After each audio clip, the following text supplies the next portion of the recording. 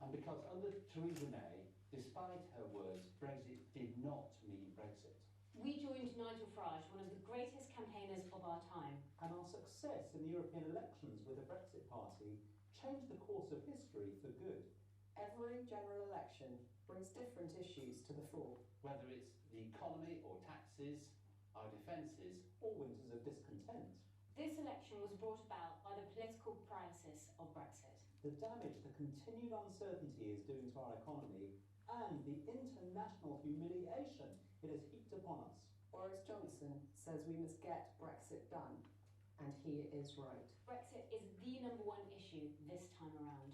To everyone's surprise, Boris Johnson brought back a new deal from the EU before the 31st of October deadline.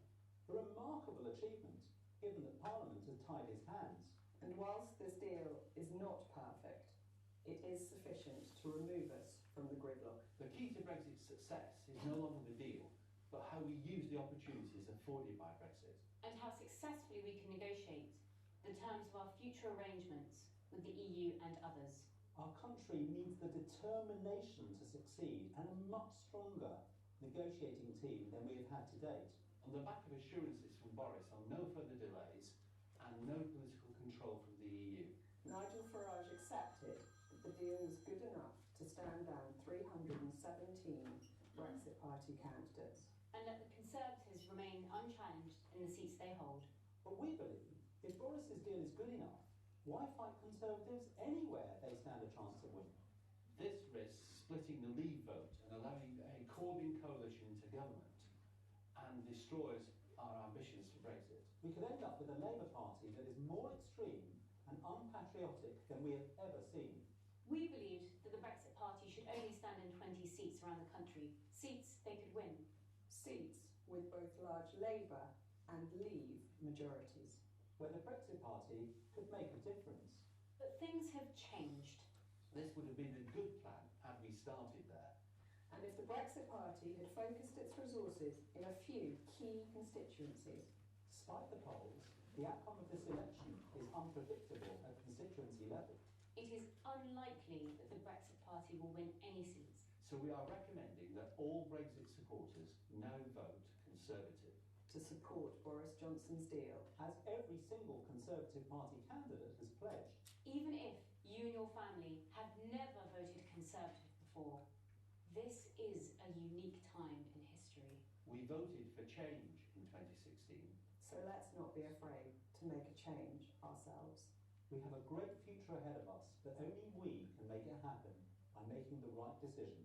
If you want Brexit and if you believe in democracy, there is only one option now. And like us, you have to change your vote and support Boris Johnson's Conservative Party. Thank you. When Boris Johnson came back from Brussels with his New Deal, the Brexit Party initially declared it the second worst deal in history, yet implored the Conservatives to work together. It went on to threaten the Tories with a nationwide slate of general election candidates before removing half the threat on the basis that it wasn't quite such a bad deal after all. I took a different approach, an approach guided by my many years of experience in business. If I told customers they make the second worst bread in history and then tried to sell them my smoked salmon, I wouldn't be in business for very long. Instead, I would praise the positive aspects of their loaves, I would help them improve the recipe and assure them that with my product between the slices, they'd have the tastiest sandwich ever, irresistible, in fact. Sadly, I've come to the conclusion that the Brexit Party's strategy is misguided. It jeopardises the chance to become an independent country at the very moment victory is in sight. If Boris Johnson's deal is good enough to stand down 317 candidates and not fight the Tories in their existing seats, why on earth are we competing with them elsewhere? In fairness, the Tories could probably have been more generous to the Brexit Party after its role in securing a new leader in Boris, but we shouldn't let pride get in the way of delivering the outcome of the referendum.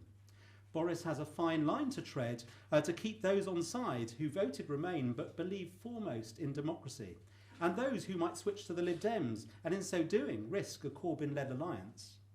We should be more intelligent and sensitive to this. or we risk no Brexit at all. After all, if the consequence of the Brexit Party is to deny us pro-Brexit MPs in just a dozen seats, we could see a new occupant in number 10. Having stood alongside Boris Johnson at Vote Leave during the referendum and alongside Nigel Farage in the Brexit Party, I can assure you that both are equally committed to delivering Brexit.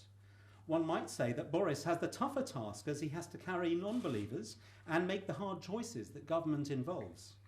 In spite of this, it was due to Boris's excellent card play and poker-style bluff that the EU caved in on the backstop and agreed significant changes to the political declaration. The 27 couldn't be certain whether Boris would sign that extension letter or whether he would break the law. The key thing going forward is not the withdrawal deal, but appointing a new, streetwise and commercially experienced negotiating team, or teams with an S, and comprising only those who share the positive vision for Brexit. We should be negotiating deals simultaneously with the United States, Japan, Australia, New Zealand, and the comprehensive and progressive Trans-Pacific Partnership, whilst also forging ahead with the EU. Each negotiation will help strengthen the other. Now, I joined the Brexit Party earlier this year when Theresa May crossed a red line. She invited Jeremy Corbyn into 10 Downing Street to discuss a cross-party solution to Brexit and for the future of our country. I knew at that point she'd lost the plot. One moment she branded Corbyn unfit to lead, the next she provided him with unprecedented credibility. I said then he was an anti-Semitic Marxist who I could never support. But now we know even more. Corbyn is dishonest over his tax promises. He's incoherent over Brexit. He will be weak with our security and the threats we face, and he will bankrupt the country faster than you could say Venezuela. Everyone knows that the reason for the austerity our country had endured was because Labour left the cupboards bare after 13 years in power, and they are promising the same again now. In fact, far, far worse. With their fairy tale offers of free this, free that, and free the other. Once this election is over, the only thing we want free is to be free of Jeremy Corbyn. Now, despite resigning the whip, the Brexit Party whip, I think I speak on behalf of my colleagues in wanting to make one thing very clear. My decision is nothing personal towards Nigel Farage. It is largely due to his vision and persistence that becoming an independent country has moved over the past 20 years from being a fringe issue to a mainstream government policy. It has been a towering achievement, and he can stand proudly as one of the most influential political leaders of my lifetime. Now is the time to cement this legacy. Nigel should celebrate his victory, not put it at peril. Now, whilst this is not strictly Brexit related, I do hope you will indulge me with a short personal tale. When I was 15 and studying history at school, part of the curriculum was the rise of fascism in Europe in the 1930s. A documentary film called Hitler happened to be showing that year with original footage in some cinemas, and which a school friend and I thought would be quite helpful for our course. We entered the cinema and took our seats. What we didn't realise until the film started was that the entire auditorium was filled with leather-clad National Front thugs and skinheads. When the word Jew was mentioned, the audience started jeering. When a Jewish woman appeared on screen, they shouted, "Whore." My friend and I were petrified. As much as anything, petrified the thugs might notice we weren't participating. So God help me, we joined in. The son of a Holocaust survivor jeering at Jews to protect himself. Think about that. When the movie ended, many in the audience stood up, gave Nazi salutes and shouted, "We'll be back!" We slid away, shivering with fear, hoping no one would spot us. That awful memory had been totally erased from my mind for over 40 years until last Sunday. On Sunday, I saw on social media some footage of Matt Hancock, who's not Jewish, saying at a hustings that his worst fear of Labour was the rise in anti-Semitism. The moment he said that, the Labour supporters who filled the room stood up jeering and mocking, truly vile, with real hatred in their voices. After 40 years, a genuine fear was awakened in me. Jewish people in Britain do not fear Corbyn. We know precisely who he is and what he stands for. What we fear is living in a country that is so unconcerned with anti-Semitic racism that such a man can be elected. That is the nightmare we are facing. We need to vote Conservative now for 3 reasons. Because a vote for the Brexit Party, or the Lib Dems if you're that way inclined, risks splitting the Conservative vote and opening the door to Corbyn and his cronies. 2, only the Tory party under Boris will actually get Brexit done and dusted, so we can focus on creating the wealth we need to provide the services we want. And 3, we are at a historic crossroads. We can let Corbyn into power by default to a future I don't even want to contemplate. Or in voting for Boris, we can choose a positive, uplifting future for our country, filled with entrepreneurialism, innovation, internationalism, free speech, safety and hope. Thank you very much. Lucy. Hi everyone, I'm Lucy Harris. So today I am incredibly sad to leave many good Brexit Party people behind and resign the Brexit Party whip. Many of them are worthy candidates and incredibly accomplished people. Their PPCs have shown some of the best of British through their instinct, perseverance and initiative, which we much needed for the future.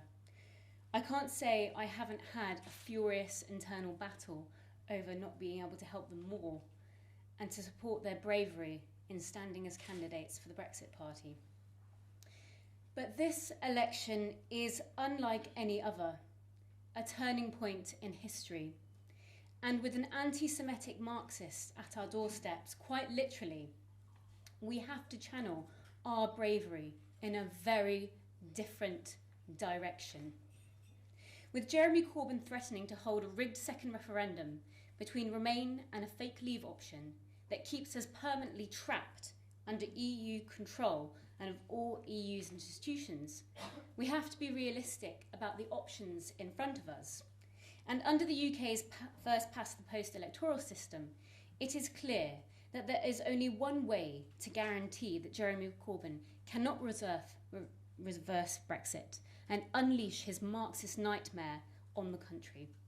And that is why, by voting for the Conservative Party, you enable Conservative majority to keep him out. Now, I know this is not conventional, but I want the UK public to take a moment, take a step back, and glance at the past 2 decades of how our social and cultural narrative has changed. Whether it's closing down of free speech, overbearing political correctness, accumulating in oppressive safe spaces and no platform culture, the disrespect of tradition, our values, our family, even the negative politicisation of the love for our home, everything we hold dear and everything we are, Labour have been intent on pushing that change. Labour are at the root of this. Labour embody this negative attitude, and it is now reflected more strongly than ever in their current leadership and manifesto under Jeremy Corbyn. This election, we are at a crossroads. Vote for Corbyn's Labour, and they will have free rein to impose this regressive way of life on us, instead of the common sense, respect, fair play, and goodwill that is the foundation of British society. Vote for Corbyn's Labour, and they will have Brexit being cancelled altogether. This may be the last time in a very long time that ordinary people can change the destiny of our communities and their homes for the better. However, I did not get involved in politics to fight against something. I got involved in politics to fight for something, and call me naive, call me a dreamer, but I believe in the ordinary person. Give ordinary people the chance to speak, and they and we will tell you the obvious truths which have been in front of your nose all along, just like we did with Brexit 3 years ago. For me, Brexit was never about one person versus one institution, but lighting that spark of self-determination shown by ordinary people in 2016. And I will not let that flicker of hope die out. I stand for a country where mould breaking, risk taking, standing up for yourself is rewarded, where individual rights are at the core of government policy, where we do not doubt ourselves, where we give people a chance, whether in debate or in opportunity, where we don't write people off for having the wrong ideas, where we are brave enough to find out where free and open debate and conversation may take us. And that is what is so exciting about a free and independent world. You never know where it might take you, but on an exploration into future without limits. And Brexit showed that ordinary people have the balls to go there. Now, I have met many people on my 3-year journey into politics up and down the country. I indeed run my own campaign. All brave and independently minded individuals, and I ask for those who have been on my journey with me and followed my progress, who have given me the privilege of their intention to allow me the honour of their trust once again, and encourage them to vote for the only party that can actually deliver a real Brexit, to rescue that flicker of hope, to save our home from Marxism, to get Brexit done and unleash Britain into the future. On December the 12th, please change your vote to Boris and vote for the Conservative Party. Merry Christmas.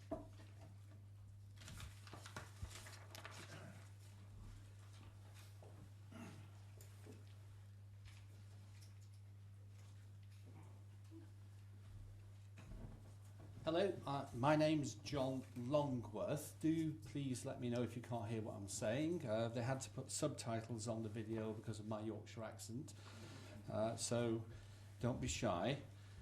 I think we're all coming at this from different places, as you'll see as we give our presentations. And I wanted to share with you my Brexit journey, which started a long time ago, actually.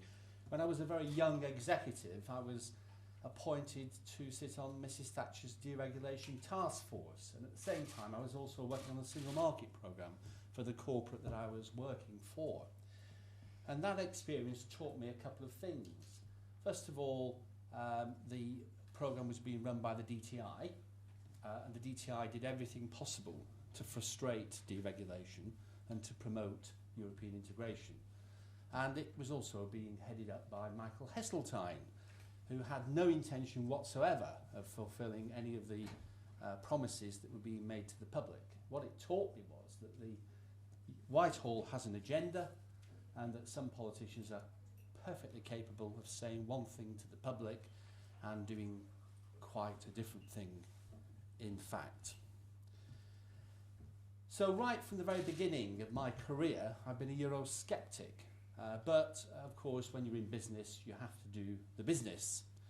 And it was only when we got to the impending referendum campaign that I decided to stick my head above the parapet. You may recall that the British Chambers of Commerce, which I headed up, actually put forward some criteria to David Cameron that he must bring back from Brussels for it to be a satisfactory deal. And the reason British Chambers did that was that I met businesses up and down the country who were having major difficulty exporting to Europe, didn't believe in the single market, and were actually doing better elsewhere. So it was a perfectly legitimate thing for us to do. Of course, he'd come back with none of the things that we'd asked him to come back with, and then launched Project Fear. And it was the lies of Project Fear that inspired me to actually decide to call the government out. And despite being harangued and harassed by number 10, that's exactly what I did at the British Chambers conference. I was suspended and then subsequently resigned to fight the referendum campaign.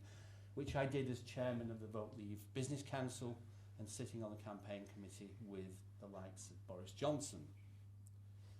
After the referendum was won, I was told that that was the end, that we'd be like Japanese soldiers fighting in the jungle in the 1960s if we carried on campaigning for Brexit. They were wrong, of course, and I volunteered to be chairman of Leave Means Leave, and one of the proudest moments I've had was leading the march to leave from Sunderland into Parliament Square that sunny day, where we protested that Brexit had not been delivered. I then joined the Brexit Party as an MEP. I had one thing in mind, and I actually explicitly stated the one thing, which was that I wanted to campaign for Brexit. And that's what the Brexit Party successfully did, because we needed to remove the Hammond-May regime. I feared at that point that we would lose Brexit, and that is very likely what would have happened had we not actually won decisively that European election. But the Brexit Party has morphed into something else, not just about Brexit at all. And as it's only Brexit that I'm interested in, then it was right for me to actually call out the Brexit Party.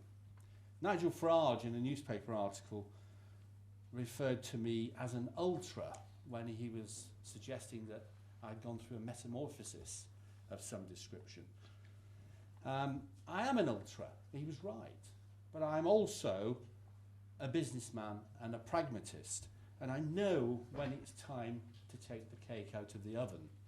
Not a half-baked cake, which is what May and Hammond were presenting us with, but also not a burnt cake that's actually going to crumble to nothing. I sat on that campaign committee with Boris Johnson. I sat on the bus with him going around the country campaigning for Brexit. I know that Boris Johnson leans very strongly towards the Brexit cause, that he's committed to delivering it. His deal is not perfect. I would say that the Brexit deal that he's put forward at the moment equates a little bit better than the Norway deal. However, it has the potential to be a great deal, and there's every possibility in the negotiations going forward that that's what the outcome will be. But as it stands at the moment, it is definitely Brexit, unlike the deal that we were presented with by the previous administration.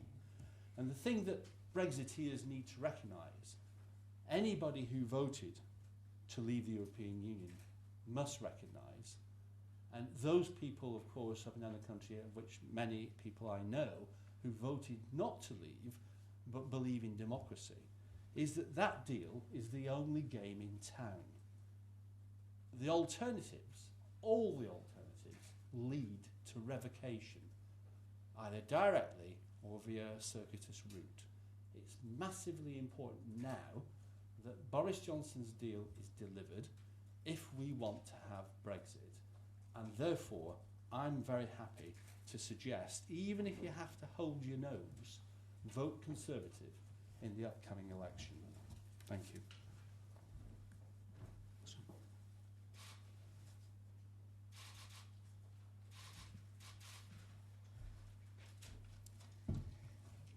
Thank you all for coming along today. This has not been an easy decision for any of us, but I think it's fair to say we all feel it's one we had no choice but to make. For the best part of a decade, I, for one, was very happy to keep out of politics and get on with my life. I did campaign for Leave in 2016, but I was busy handing out leaflets, not going on television and standing in front of all these cameras. Something changed when Theresa May kept trying to betray the British people. Her deal that meant we would in fact be tied to the European Union did not honour the 2016 result.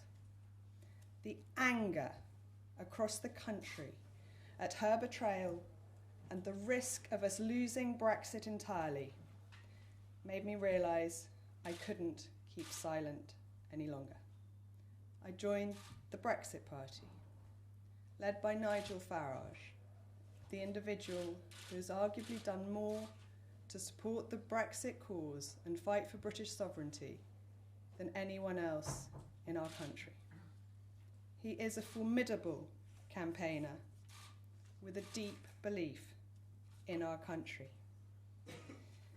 The European elections were an extraordinary result and showed just how strong the people's feelings, the voters felt about achieving Brexit. The results in May assured the end of May. They confirmed a Remainer could not win the Tory leadership and become Prime Minister. Boris won and surprised everyone with his deal in October. It wasn't perfect, but it was not May's surrender treaty. The Brexit Party instantly wrote it off. We were told as MEPs that if there were an emergency vote held in the European Parliament, we would be whipped to vote against supporting Boris's deal. But Boris's deal, the withdrawal agreement, the political declaration, give the UK the ability to leave unilaterally and returns our own sovereignty. That is what most Brexiteers I've ever met have been fighting for decades. But it needs a strong government behind it to ensure that Brexit is the success it can be and to make sure that the British negotiating team have the strength to stand up for our country's best interests. The other issue is, of course, that Boris's deal is the only leave option we have. The only other options currently available are more damaging delays, a second Remain referendum, or straight revoke. By looking closely at the polls, but also talking to people across the country, the East Midlands that I am honoured to represent most particularly, it is clear to me that the Brexit Party is splitting the vote of leavers in marginal and not so marginal constituencies. If you look at the likes of Lincoln, of Gedling, of Sedgefield, of Hartlepool, of High Peak, Weaver Vale, Gower, Bolton North East, the list goes on and on. In Scotland, Wales and England, the Brexit Party are permitting votes to go away from the Conservatives, providing us with a Remain coalition that will do anything not to honour the Brexit referendum. The votes they are taking are estimated, and I found it true on doorsteps, to come approximately 2/3 from the Conservative supporters, 1/3 from Labour. It is clear that those are damaging to getting leavers into Parliament. I find it absolutely unbelievable but tragic that the Brexit Party, with so many wonderful people dedicated to a cause, are now the very party risking Brexit. I only stood in May to fight for Brexit. I am still determined to do so. If you, like me, support democracy, support our sovereignty, and support Brexit, then please, like me, use your vote to support the Conservatives and get us out of the EU. Thank you. So, ladies and gentlemen, you've heard from the four of us. We're now happy to take questions. Can I remind you, could you please say who you're from and which organisation? Yes, we'll take one at the front. So. Hi, Chris Hope from Telegraph. Two quick questions. Have you been offered any, each of you answer the question please, have you been offered any honours or roles in the government to quit the Brexit Party today? And how many more MEPs might quit before election day? On the first question, we haven't even had discussions with the Conservative Party about what is happening today. The first they heard about it was the same time you heard about it, and we had issued a resignation letter to Nigel Farage first, which we felt was the right thing to do. So no, none of us have had any discussions whatsoever. On the second question, other MEPs will, make their own decisions. We have come to this decision independently.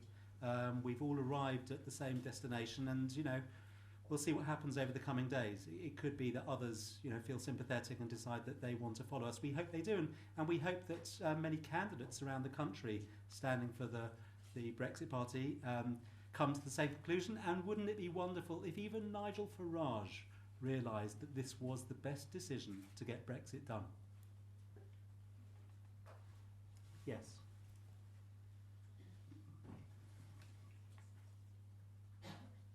Vicky Young from BBC News. Are you going to join the Conservative Party, any of you? And do you think that the Brexit Party now has any future at all? What we're concerned about right now is just getting Brexit, is just this general election to make sure that we have the strongest Conservative majority possible. So if any of Tory MPs want me to campaign with them, I'm happy to do so. But otherwise, I'm just thinking on that. I'm just thinking about the general election. Yes, in the middle. Sam Lister, Daily Express. Everything you said here today, Corbyn's record on anti-Semitism, problems with first past the post, the Brexit Party's ability to split the vote, absolutely all of that was known on the day the election was called. So what has changed 7 days from polling day to make you do this now?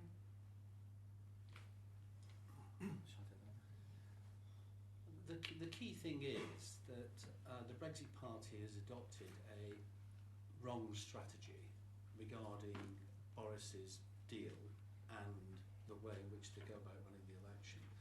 And from my personal point of view, I tried to get them on the right track. So it's taken a little bit of time to come to the conclusion that there's no hope. Back on the left there, in the white shirt. Hello all, Dan Bloom from the Daily Mirror. Just coming back to Christopher Hope's question. Lance, you said that you've not had any discussions about what's happening today with anyone from the Conservatives, but more generally, more widely, have any of you in turn had any approach from the Conservative Party about roles or honours or anything like that, or about trying to persuade you to come over before this date? Not just about this event today, but generally. Thanks. Shall we each answer that question so that you're absolutely clear?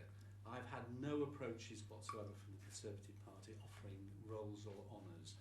When Nigel Farage accused me of it for the third time, I said to him, how exciting, do you know something I don't? Because I don't. I have also had no approaches from the Conservative Party of any description, and I am frankly finding it really quite disturbingly old-fashioned that people are suggesting my brother gets to tell me what to do with my political views. He doesn't. We have completely independent views of each other. I'm only concerned about Brexit. No honours or any other promises have come anywhere near me, and I haven't spoken to anyone about it. They wouldn't be able to bribe me. This is purely about Brexit. And likewise, otherwise, nobody has come to me to offer me anything. I am deeply concerned about Brexit, and that is all I've been fighting for the past 3 years, and that is what I will keep fighting for. And it looks like we have a full house.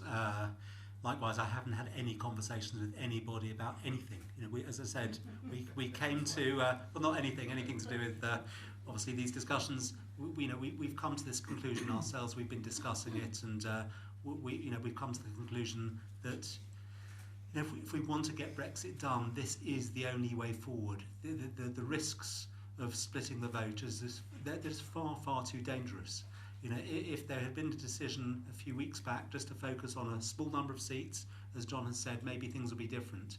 But we things are very unpredictable now, and it's just too dangerous to take risks. Yes, at the front.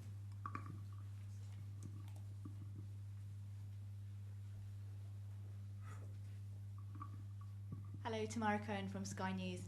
The Brexit Party said you wanted a clean break, a no-deal Brexit. You didn't like Boris Johnson's deal. Have you changed your mind about that, or do you think a no deal is still possible if he gets a majority?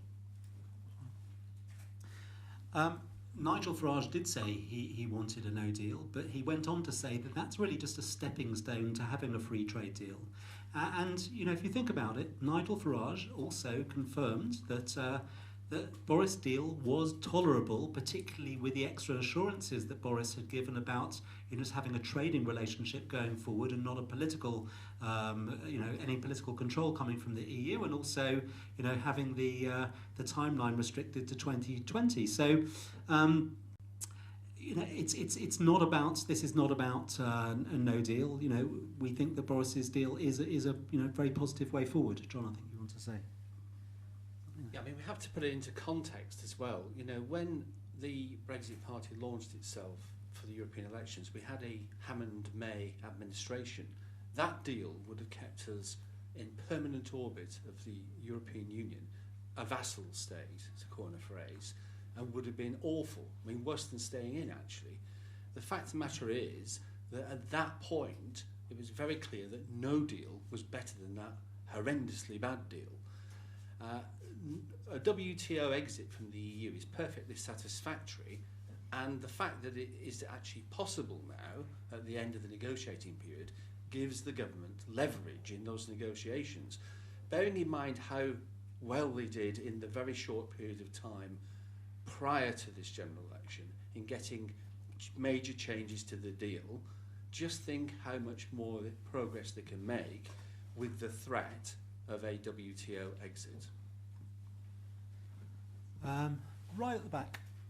Yeah, yes, with the blue tie.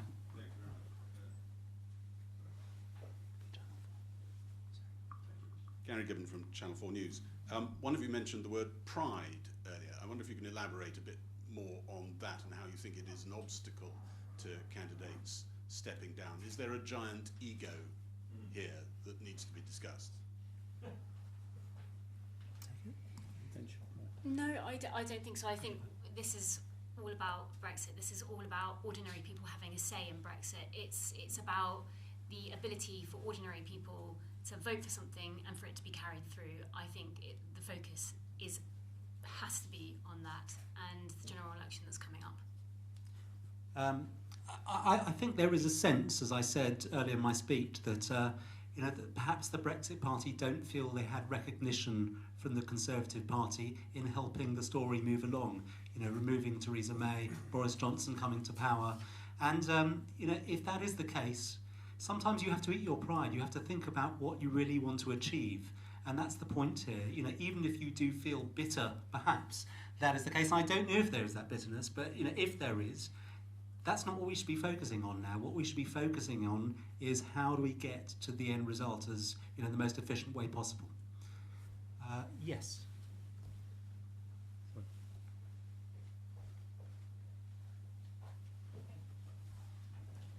Emma Murphy from ITV News. Senior members of the Brexit Party, who you would have counted as friends and colleagues, have described you this morning as traitors. How do you respond to that? Naturally, I find it extremely sad that they feel that's the response merited. We are doing everything we can to support the cause we joined them to support. I wish they could understand how important this election is, and that really the best thing to do in order to achieve Brexit is to stop campaigning in all those seats that they cannot win. So is that your message to Nigel Farage, to step away from those seats now? Absolutely. I think that it would be it continues to be very detrimental to the hopes for Brexit, campaigning against candidates who have a chance of winning and forming a government that can actually deliver it. Splitting the Leave vote is dangerous and will undo all the good the Brexit Party has done. Now is the moment to resurrect the strength and the pride the Brexit Party can have in its achievements. Yes. Hi, John Stevens from the Daily Mail. Did Nigel Farage try and do anything to persuade you not to quit? And John Longworth, to you, do you think he stripped you of the whip yesterday because he got a whiff that you were going to do this today? I actually don't know the answer to that second question, because the Brexit Party didn't do me the courtesy of actually speaking to me. Having said that, I think that the whip removal yesterday was more likely to be to do with something else. I was in Brussels yesterday in an internal market committee meeting, and I was the only Brexit Party representative, although one or two others tried to go in there to vote, were thrown out because the committee, they were not members of the committee, and the committee was taking a vote in secret, with the declaration of the vote to be announced after the general election in the UK. Now, I can't tell you what the vote result was because it was a secret. I couldn't tell the Brexit Party what the vote was either because it was a secret. And that, I think, is the reason that they withdrew the whip. What was interesting about it for me, though, is because the vote was directly concerned with the withdrawal agreement that the UK has agreed with the European Union, what it said to me was very simply this: if a Brexit Party MP were to be elected to the UK Parliament, given the position of the Brexit Party on that vote, they would vote against Boris Johnson's withdrawal agreement. In other words, the Brexit Party would be no better than Labour or the Liberal Democrats. So to vote for the Brexit Party, if you want Brexit, would be a very serious mistake. And what about Nigel trying to persuade you guys not to quit? Well, he didn't know we were quitting, so... Yes, at the front.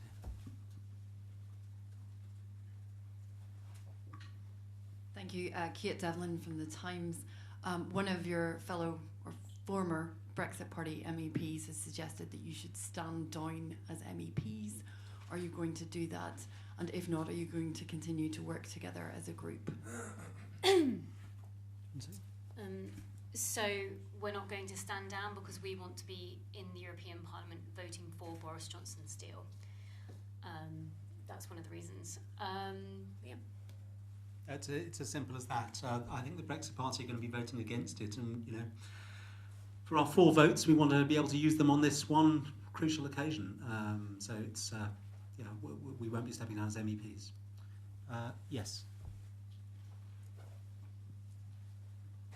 Asa Bennett, Telegraph. So listening to you talking about your uphill battle to be able to vote for Boris Johnson's deal and to change the Brexit Party's strategy, it's striking then that the Brexit Party response, which I'm sure you've seen, has been very vicious and ad hominem, dredging up all the links to the Conservatives you may have, Lance standing next to Michael Gove during the referendum and all sorts of crimes like that.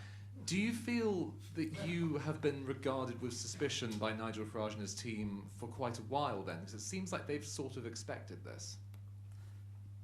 Shall I take that? Not really. I mean, the first time there was any disagreement was immediately after Boris came back from Brussels with his deal. As I said in my speech, the Brexit Party had criticised it literally within seconds of it being announced. I thought that it was important to look at it, consider it, and decide whether or not it's something that was workable. And I felt that it was, and I just felt that if you want to work with somebody, it's much better to encourage them. It would have been better to say to Boris, listen, you've done this deal. You had your hands tied behind your back. It's actually quite a remarkable achievement that you've actually done anything. And we know there are problems with the deal. You must realise yourself there are problems with the deal, but let's work together and see how we can resolve those. That would have been my approach. But to say and just dismiss it as the second worst deal in history and then say, work with us, was never going to work. But also, I have to say, I don't think there could have ever been a formal alliance between the two parties. There are many in the Conservative Party on the Remain side that might have walked and gone to the Lib Dems if they had a formal alliance with the Brexit Party, and likewise, there are many Labour Brexit supporting supporters in the Brexit Party that would have said, hang on a second, the Brexit Party are just Tories in disguise. So I don't think there could have ever been a formal alliance, maybe informal on a constituency level. But I think at this point in time, if you really do believe in Brexit, you just have to vote Tory now. There's no other option. Can I just say, we're going to take 3 more questions, okay? So Theo at the back.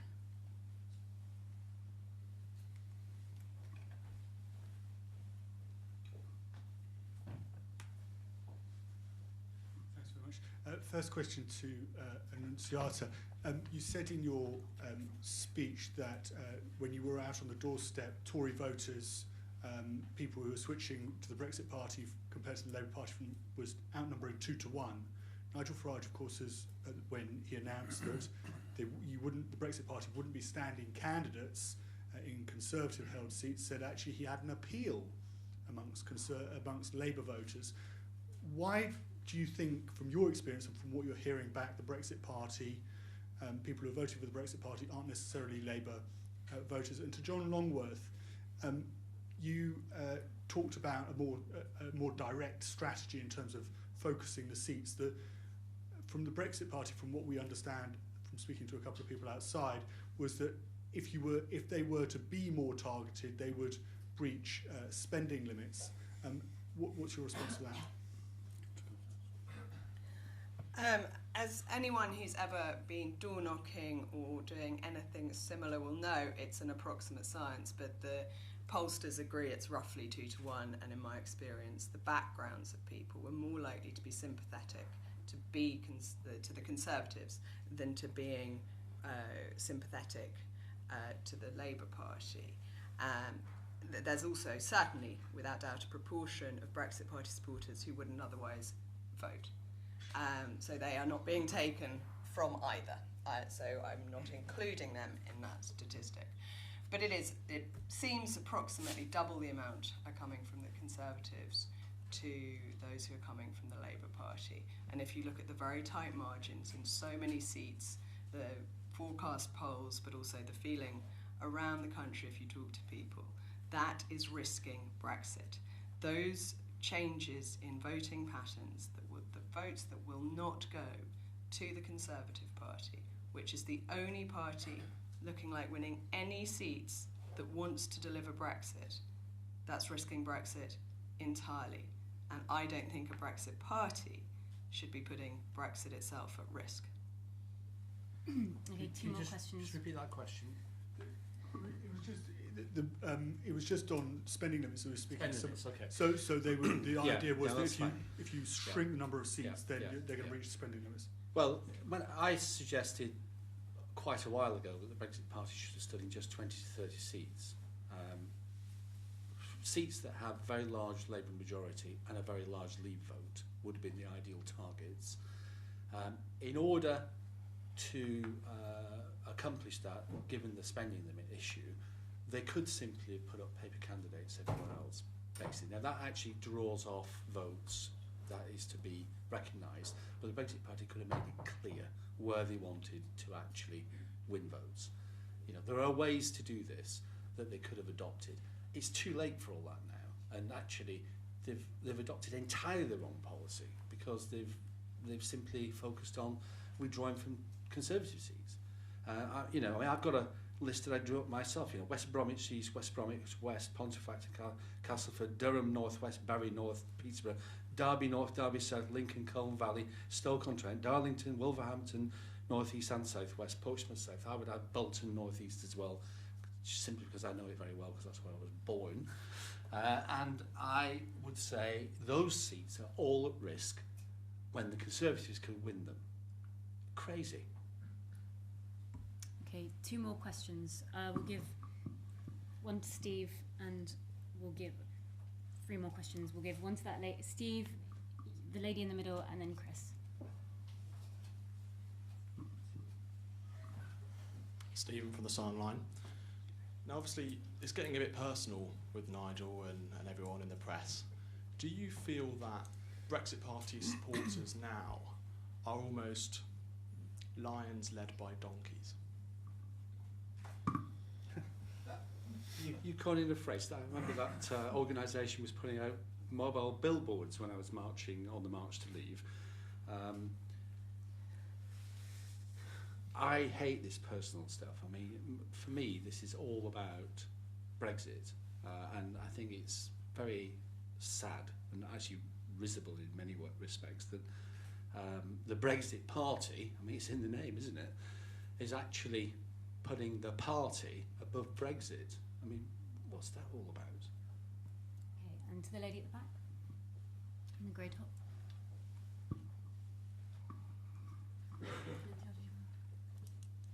Frances Peridin from The Guardian. Would you say that it's been Nigel Farage's own tactical decisions that have jeopardised Brexit? I think Nigel has, as party leaders do, had pressures from lots of different opinions. I think it's fair to say all of us here have raised our concerns over the recent weeks and months about the direction, the strategy the party was taking. There will have been a lot of people doing the exact opposite on the other side. And any leader has to make a decision, and he has. I genuinely believe that he wants an independent, sovereign, and great United Kingdom. I just think he is going completely the wrong way about it, and he is risking tying us to the European Union forever with a Remainer alliance government that will never free us from the shackles of the European Union. And last question to Chris. Thank you, last and second time in. If Nigel Farage were here now, what would you say to him directly about what to do between now and election day? Very simply, I'd welcome him to the table here and ask him to join us, because that's got to be the right thing to do. I'm sure, you know, in his heart of hearts, he must know it. It is the right thing to do if you want to get Brexit done. Stand down candidates. He should be standing down candidates. You know, it's well, even then, now it's too unpredictable. You know, we just don't know where things are going at the moment, and the alternative is just not a risk worth taking. So, you know, sometimes you know he might have to eat his pride, but he's done an extraordinary job getting to this, getting to us to this point. He could be one of the greatest statesmen if he stood down and said, "I believe we have to get Brexit delivered. Vote for Boris Johnson and his deal." Thank you very much, ladies and gentlemen. Thank you for your time. Thank you. There's a few people that want videos. If you come to the front, and we'll go through one by one.